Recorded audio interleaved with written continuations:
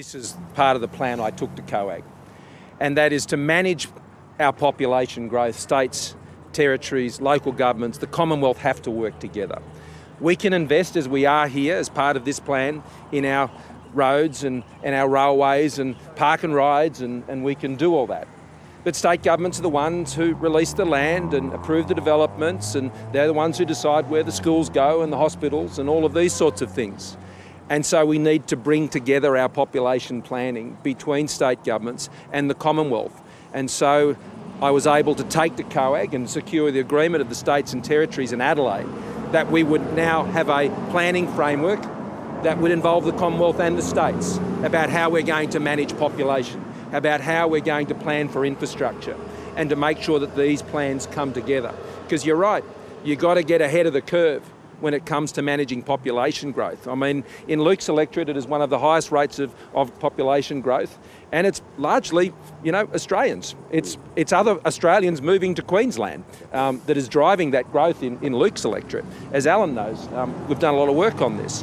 And you've got to get ahead of that curve, and that's what we're doing. But it's also why we've provided the offer to the state government to invest in hospitals here over the next 5 years, over $7.5 billion. I'm still perplexed as to why the Queensland state government won't sign up to more money for hospitals here, but that's for them to explain. But we're making the investments, and I want to see them coordinated better. And the work that Alan has been doing in particular has been to better integrate those decisions to manage population growth, because so much of the solution to that is frankly infrastructure and better planning. Well, we obviously need the state government to do their part. We've stumped up our half of the funding, and we would welcome, as Luke was saying, the Queensland government coming forward. As you know, they're the ones who actually manage these projects on the ground, so they've got the green light from us, and we're just looking for the green light from them. Some of those, Alan, there's a number of them as well which are actually on council lands. So the Brisbane City Council, in terms of the Bracken Ridge projects, are keen to get going on these. We want to see them done as quickly as possible. And same with the Youngs Crossing as well. That's the Moreton Bay Council, who have had this on their books for a long time. We've now got $7.5 million there. We want to see this bridge raised and built. Yep.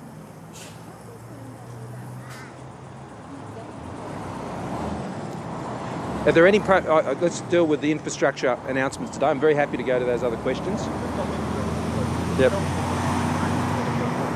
Yep. Yep. Are they getting off slightly easy developing more infrastructure? Well, there's no doubt, and I'd commend the work that John Alexander has done as part of his committee's inquiry into these questions. There's no doubt that when you upgrade infrastructure, and particularly when you get ahead of the curve where you're doing that, and Alan's very familiar with that and some of the challenges in other parts of the country, Western Sydney and others, that actually does improve. It lifts the values and it creates economic opportunities for people, and that's a good thing. And that provides really good opportunities about how you actually fund that infrastructure as well. And our plans, particularly where we're getting ahead of the curve and where we can work closely with state governments, as we have in New South Wales. I wish we could achieve as much as we do in Queensland as we do in New South Wales, because we get a lot done there, and we'd get more done here if we had that type of a relationship. And we're working hard to achieve it, and we need their cooperation. But you make good points on how we ensure that all sectors, the government sector, state government, local government, the development community, are all part of both the financing, the planning and the delivery of the infrastructure, roads, rail, curbs, guttering, sewerage, all of this, communications. It's all part of one plan. On that 1.25 million jobs, yep. Robert says they'll No, he corrected himself. So it's a combination of both part-time and full-time, and the full-time jobs that we've seen over the last 5 years has been the majority of those we've created. And how does an assistant treasurer get that? Well, he misspoke and he corrected it. Also on jobs, largely driven by population growth and migration. Viewers on the main ABC channel are leaving us for the moment. If you want to continue watching this, you can do so on the ABC News channel. And as Peter knows, I mean, we've been tracking under our permanent immigration intake now for some time. Yet we've been growing at the top of the leaderboard of advanced economies. And congestion, though, can slow growth as well. And that's why you've got to get the balance of your migration policies, your infrastructure policies, your service policies. That's what drives the growth. You've got to manage growth to ensure you drive growth. And that's exactly what we're doing, getting that balance right between all of these different policies, and as was asked already, ensuring that we integrate that with what state governments are doing, because they have a big impact on those outcomes as well. The Jane Prince has been ambiguous about whether or not she'll run as an independent in the seat of Ryan. Is it time for her to clear that up and give Julian Simmons? Well, I'm aware of no plans that she would have along those lines. I think she's been very clear. Is Josh Frydenberg under threat from his electorate by Oliver Yates? No.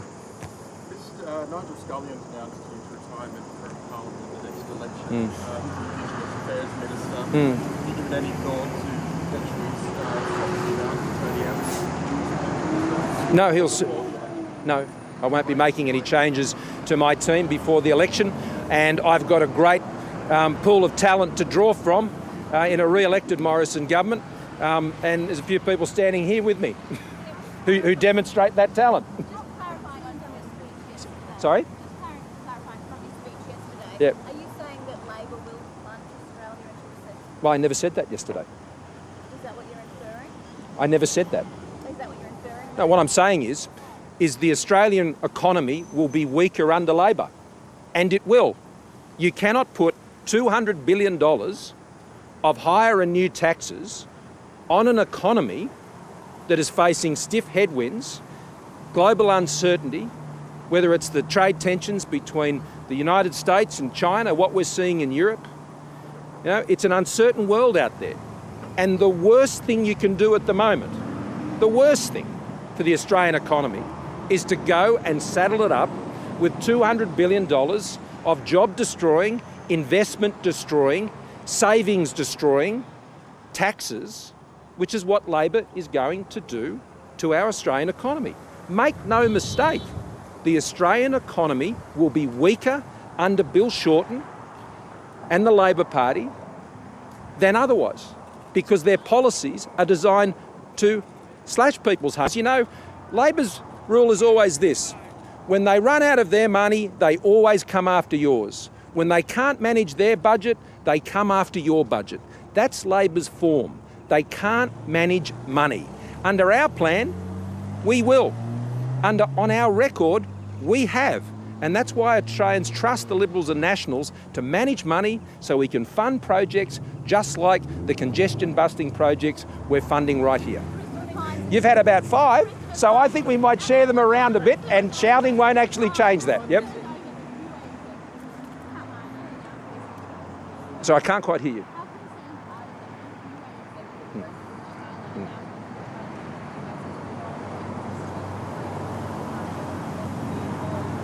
Well, I don't, as I'm sure you understand, I don't intend to provide a commentary on these very sensitive matters.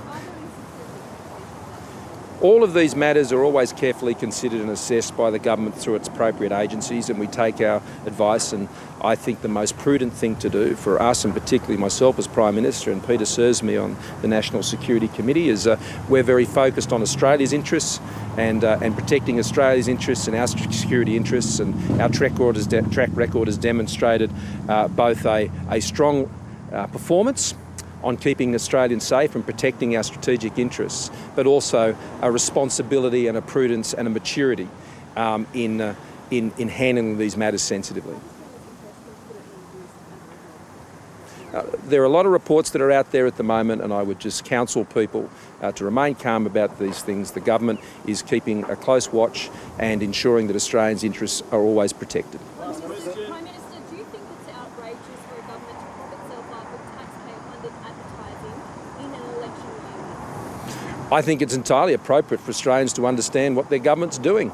And what we're doing is delivering record spending on delivering major infrastructure projects, congesting, busting around Australia. I think it's great that we can share with Australians that under our government, we have record rates of bulk billing. That under our government, we've been able to ensure that the budget will come back into surplus for the first time in 12 years. and not raise taxes to do it. I think it's fantastic that we can share with the Australian people that we've listed 1,900 new and additional medicines for affordable medicines for people suffering from breast cancer, lung cancer, ovarian cancer, meningococcal vaccines being made available to young people. It was with Kirsten yesterday, who you'll know in Queensland, a great advocate for those having lost her own daughter to meningococcal. I mean, this is what we're doing as a government. This is our record. And our record tells the Australian people that you can trust us to take you into the future, to ensure that the economy you live in, the suburbs you live in, the towns you live in, will benefit from a stronger economy that will guarantee the essential services that you rely on. The alternative is bleak. Higher taxes, the return of thuggish militant union power, which we're already seeing here in Queensland, is driving safety inspectors, union members themselves, off sites. That's what you can expect from Labor. That's why under Bill Shorten, you can't trust them to run the economy, to keep your job secure and fund the services that are important to you, because they just can't manage money. Under Labor, you will pay more. Thank you all very much. Ta. Under Labor. What about a recession here? Okay, so that was live from Brisbane, the Prime Minister Scott Morrison in this election.